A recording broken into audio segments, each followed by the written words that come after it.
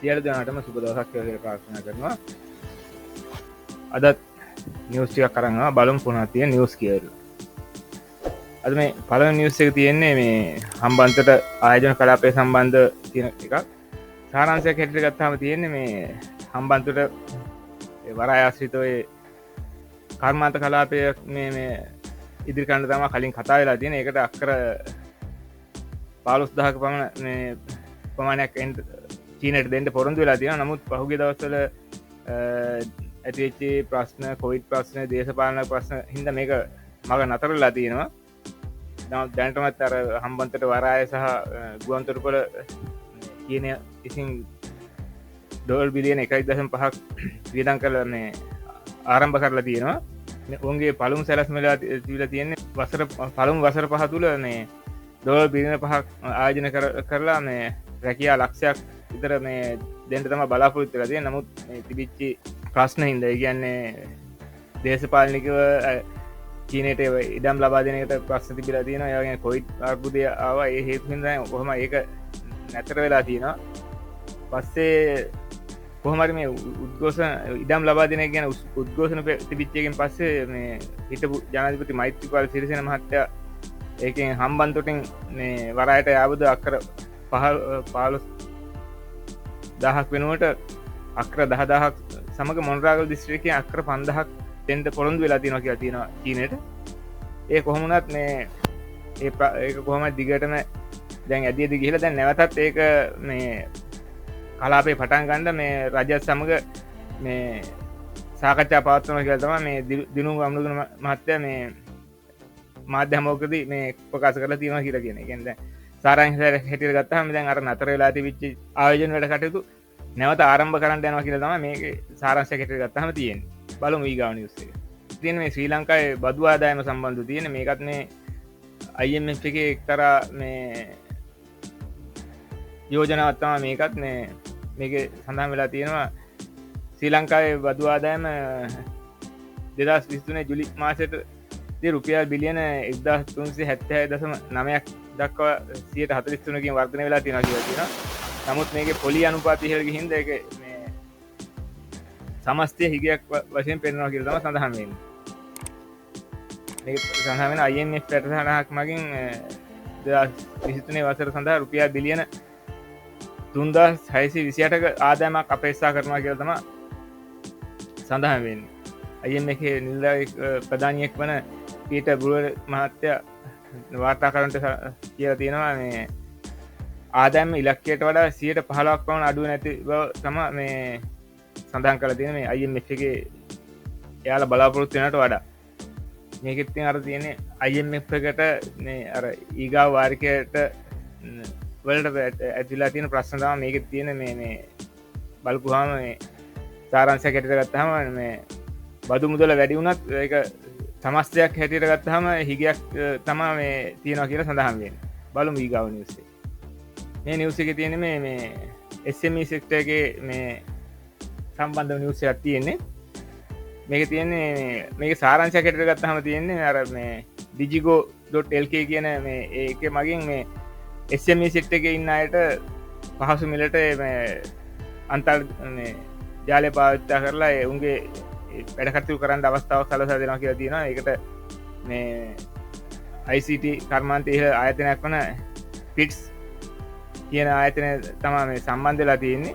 මේකෙදී මේ පිට්ස් digital service capture කයි LK ඩොමේනින් රෙජිස්ට්‍රි කියන එකයි මේ සහභාගීතාවයෙන් සහ වැලි කර්මාන්ත සහ වැලි කර්මාන්ත අමාත්‍යාංශයේ මෙන්න තාක්ෂණ අංශයේ අංගය ඇතුව තමයි මේක මේ සකස් කරලා තියෙනවා කියලා සඳහන් වෙන්නේ.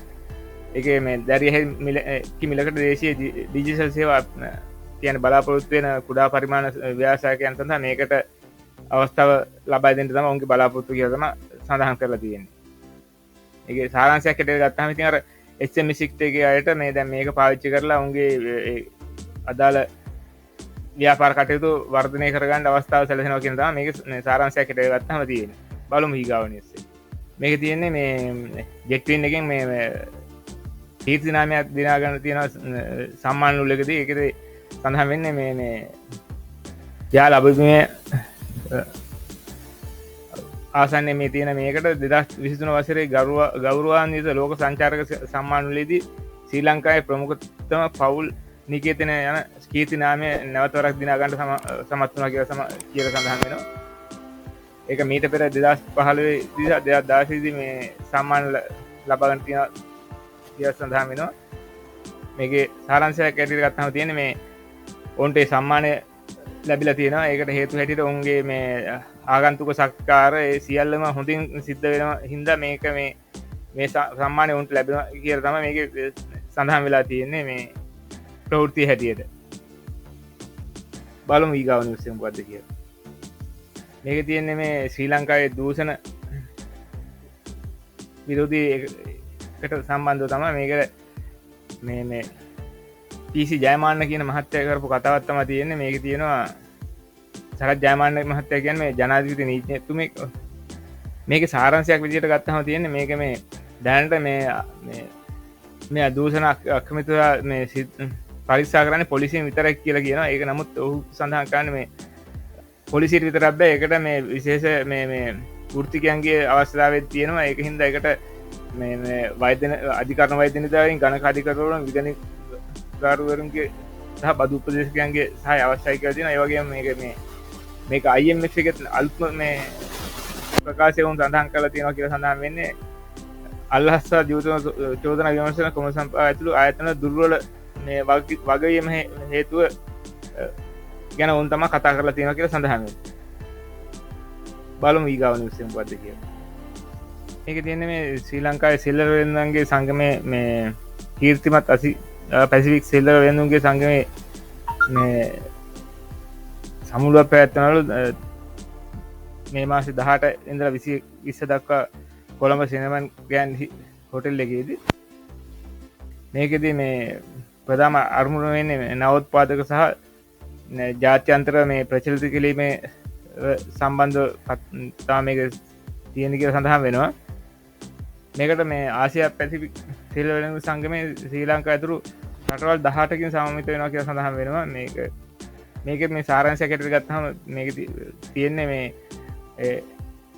සෙල්ලර වෙනදුගේ සංගමයේ මගේ මේක පවත්වන එක පිට රටවල ඉන්න කට්ටියත් මේකට ඇවිල්ලා දැන් ලංකාවේ තියෙන ආයෝජන අවස්ථා ඒ වගේ දේවල් සම්බන්ධව කතා කරන්නයි. එතකොට මේ ඔවුන්ගේ දැනුම බෙදා හදා ගන්න ඒ වගේ එකකට තමයි මේ සම්මන්ත්‍රණය මේක තියෙනවා කියලා සඳහන් වෙන්නේ. අපි බලමු ඊගාව නිවුස් එක මොකක්ද කියලා. මේකෙ මේ සඳහන් වෙන්නේ මේ තායිලන්තය සහ ශ්‍රී ලංකාව අතර මේ හලාල් සම්බන්ධ තියෙන ඒ හලාල් ආහාර මේ සහතිකලත් නිෂ්පාදන වෙළඳාම් පිළිබඳ සාකච්ඡා කරලා තියෙනවා. ඒ කියන්නේ අගෝස්තු 16 10 වෙනිදා තමයි මේක තිබිලා තියෙන්නේ. මේකට සහභාගී වෙලා තියෙනවා කියලා සඳහන් වෙනවා මේ රාජකීය තානාපති කාර්යාලය, හලාල් ප්‍රණීත කවුන්සිලය, John Keells holding, pyramid Wilmar ට්‍රාන්ස්ටේට් ඉන්ටර්නැෂනල්, බෙන්ජරෝන් පල්ස් ස්පිල්ටින් කියන ඒවා තමයි මේකට සම්බන්ධ වෙලා සහභාගී වෙලා තියෙනවා කියලා සඳහන් වෙන්නේ. මේකේ සාරාංශයක් හැටියට ගත්තම තියෙන්නේ තායිලන්තයයි ශ්‍රී ලංකාවයි අතර මේ වෙළඳ ගනුදෙනුවක් සම්බන්ධව තමයි කතා කරලා තියෙන්නේ. ඒකට ප්‍රධාන වශයෙන්ම අර හලාල් සහතික ලබාගත්තු ආහාර මේ සම්බන්ධව මේකෙදි කතා කරලා තියෙනවා කියලා සඳහන් වෙන්නේ. බලමු ඊගාව නිවුස් එක. මේ නිවුස් එකේ මේ සඳහන් වෙන්නේ මේ නිවුස් එකේ සඳහන් වෙන්නේ මේ ශ්‍රී ලංකා ප්‍රතිපත්ති ආයතනය 2023 වසර සඳහා ආර්ථික තත්ත්වය පිළිබඳව වාර්ෂික වාර්තාව නිකුත් කිරීමට නියමිත කියලා සඳහන් වෙනවා. ශ්‍රී ලංකාව මේ පහුගිය දවස්වල තිබිච්ච මේ ප්‍රශ්න හින්දා 2022 පෙර නොවිරු විදිහට මේ ආර්ථිකය දළ දේශීය නිෂ්පාදනය 8.7කින් සංකෝචනය වෙලා තියෙනවා කියලා තියෙනවා. ශ්‍රී ලංකාවේ රුපියල ස්ථාරයේ 12කින් මේ ඉහළ ගිහිලා තියෙනවා. උද්දමනයේ 1.3කින් පහත වැටලා තියෙනවා කියලා. ආනයන සීමා ලිහිල්ලීම වෙමින් පවතිනවා. පොලි අනුපාතය පහත් වැටීම සිද්ධ වෙලා තියෙනවා කියලා තියෙනවා. මේ සියල්ලම මේ එකතු කරලා තමයි දැන් මේ ඉස්සරහට එන්න තියෙන ආර්ථික පිළිබඳ වාර්තාව මේ සකස් කරනවා කියලා සඳහන් වෙන්නේ.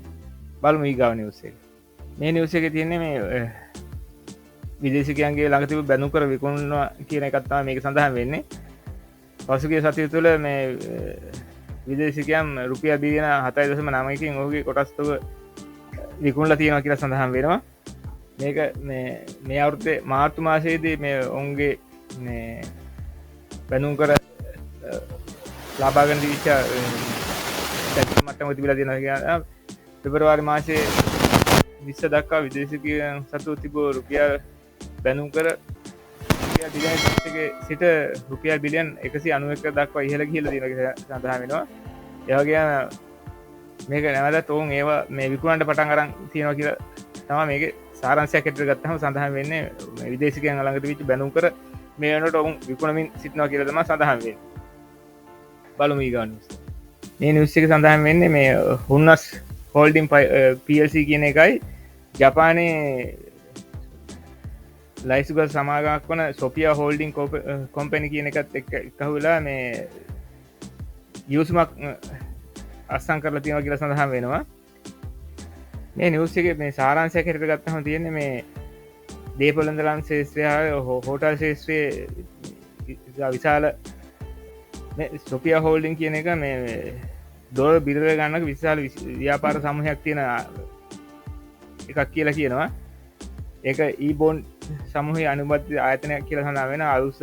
ඖෂධ සහ තොරතුරු තාක්ෂණ සැපයීම උපදේශන සහ මානව සම්පත් කර්මාකරණ ඇතුළු අනිකුත් අංශ විශේෂ දක්ෂතා තියෙන කම්පැනියක් කියලා තමයි සඳහන් වෙන්නේ.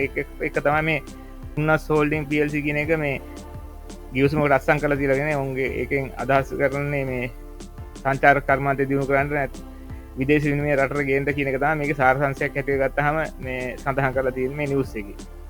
බලමු ඊගාව නිවුස් එක මොකක්ද කියලා. මේ නිවුස් එකේ මේ සඳහන් වෙන්නේ මේ සුළු හා මධ්‍යපාන කර්මාන්තකරුන් සහ මේ ටුවරිසම් එකේ වැඩ කරන කට්ටිය විසින් කරපු මේ ප්‍රකාශයක් සම්බන්ධව තියෙන මේකට මේ පහුගේ කාලේ කොවිඩ් ප්‍රශ්නය සහ මේ පාස් උපහාර සිදු වුණ කාලවල අර ණයගත්තුව ගෙවන්න උන්ට සහන කාලයක් ලබා දුන්නා. වසර 7ක සහන කාලය ලබා දුන්නා කියලා සඳහන් වෙනවා. ඒ සහන කාලය ඇතුළත උන් මේ ණය දීපු ආයතන විසින් උන් මේ ණය ප්‍රමාණය සහ පොලිය ප්‍රමාණය වෙන වෙනම ගණන් කරලා දැන් එක්කහු කරලා දෙනවා. ඒක දැන් ලබාගත්තු ණයටත් වඩා උඟක් ඉහළ කියලා දෙනවා. ඉතින් උන් කියන්නේ එහෙම ඒකට ගෙවා ගන්න විදිහක් නැහැ. මේක තාමත් හරියට මේ සංචාරකෙන් එන්නෙත් නැහැ. ඒකින්ද උන්ට මාසික වාරිකවත් ගෙවා ගන්න තත්ත්වයක ඉන්නේ. ඒකින්ද මේක මේ අවුරුදු 10කට විතර මේ කාලේ දික් කරලා දෙන්න. ඒ වගේම අර එකතු කරලා තියෙන පොලිය ඒක අයින් කරන්න කියලා තමයි මේකෙන් උන් මේ ඉල්ලලා තියෙන්නේ. මේ සංචාරක කර්මාන්තය සම්බන්ධ ආශ්‍රිත රැකියා කරන කට්ටියයි මේ සුළු පරිමාණ ව්‍යාපාරිකයෝ එකතු වෙලා තමයි මේක කරලා තියෙන්නේ කියලා තමයි සඳහන් වෙන්නේ. ඔවුන්ට මේක ගෙවා ගන්න විදිහක් නැහැ කියලා ඒකට කාලය දීර්ඝ කරලා දෙන්නයි අර එකතු කරපු පොලිය මේ කපා හරින්නයි කියලා තමයි මේක ඉල්ලලා තියෙන්නේ සාරාංශයක් හැටියට ගත්තාම. මේ නිවුස් එකේ සඳහන් වෙන්නේ අද මේ සවුන්දා මේ කොටස් පොලේ තිබිච්ච තත්ත්වය ගැන සඳහන් වෙන්නේ. වෙළඳපොළ මිල ගණන් පහත ගියා කියලා තමයි සඳහන් වෙන්නේ. මේකේ අද දිනේ ටර්නෝවර් එක මිලියන 216ක් කියලා සඳහන් වෙනවා. අද දිනේත් මේකේ මේ කොටස් වෙළඳපොළ මිල පහත ගියා කියලා තමයි සඳහන් වෙන්නේ. මේ ටර්නෝවර් එක මිලියන 216ක් කියලා සඳහන් වෙනවා. all share price index එක පහළ ගිහින් 0.16කින් පහළ ගිහිලා තියෙනවා කියලා සඳහන් වෙනවා. ඒක 16.86කින් පහළ ගිහිලා කියලා සඳහන් වෙනවා. ඊට පස්සේ S&P SL20 එක 0.3කින් පල්ලෙහාට ගිහිලා තියෙනවා. ඒකේ percentage එකක් හිතට ගත්තාම 10.03කින් වගේ පහළට ගිහිලා තියෙනවා කියලා සඳහන් වෙනවා. අද සමස්තයක් වශයෙන් ගත්තහම මාකට් එක පහළ දැහලා කියලා තමයි සඳහන් වෙන්නේ. මේ නිවුස් එක කියන බාහට වඩා මේ පස්සේ ඒක වෙනස් වෙලා තියෙනවා. මේ පස්සේ මේ මාකට් එක ක්ලෝස් වුණාට පස්සේ මේක වෙනස් වෙලා තියෙනවා. දැන් ASP එක 0.8.4කින් පහළ ගිහිලා තියෙනවා. S&P SL20 එක 1.3.9කින් පහළ ගිහිලා තියෙනවා. මේ අද දවසේ ඇතුළත. බලමු ඊගානිය පුළුවන්. ඒ තියෙන්නේ මේ commercial credit and finance PLC එක මෙගාපේ බයෝඩිවර්සිටි 120 කොටක් මිලදී ගත්තා කියලා සඳහන් වෙන්නේ. කොළඹ කොටස් හුමාරුවේ රයිස්ගස් බැංකුවක් නොවන මූල්‍ය සමාගක් වන කොමර්සල් ක්‍රේටන් ෆයිනස් පියලි සමාග මෙරට තුළ ක්‍රියාත්මක ෆින්ටෙක් සමාගමක් වන මෙගා ප්ලේ පයෝටනිය සමාගම සියට 19.9 කොටස් ප්‍රතිශතයක් මේ මේසි රන්තින කියල සඳහන් වෙන් පහුගේ ඔක්තෝම්බර් 10 වෙනිදා මේක සිද්ධ වෙලා තියෙනවා කියලා සඳහන් වෙන්නේ මේ රුපියල් මිලියන 180 ගෙතර කොටස් මේක මේ සාරංශයක් හැටියට ගත්තම මේක තියෙන්නේ මේ commercial credit and finance PLC එකෙන් මේ මෙගාපේ ප්‍රයිවට් ලිමිටඩ් කියන එකෙන් කොටස් මිලදී අරන් තියෙනවා කියන එක තමයි මේක සඳහන් වෙන්නේ. අදත් බලමු මේ CSC එකේ ඇනුවල් රිපෝට් හරි ඩිවිඩන්ඩ් පේමන්ට් හරි සම්බන්ධ මොන හරි තොරතුරක් දාලා තියෙනවා කියලා.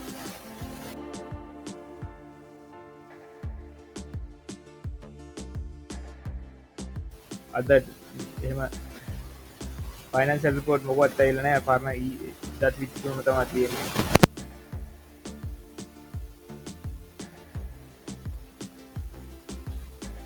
ඩිවිඩන්ඩ් කියවනවත් මොකවත් අදාළ නැහැ. ඔය අනිත් සාමාන්‍ය දේවල් එනවස්මන්ට් තමයි තියෙන්නේ.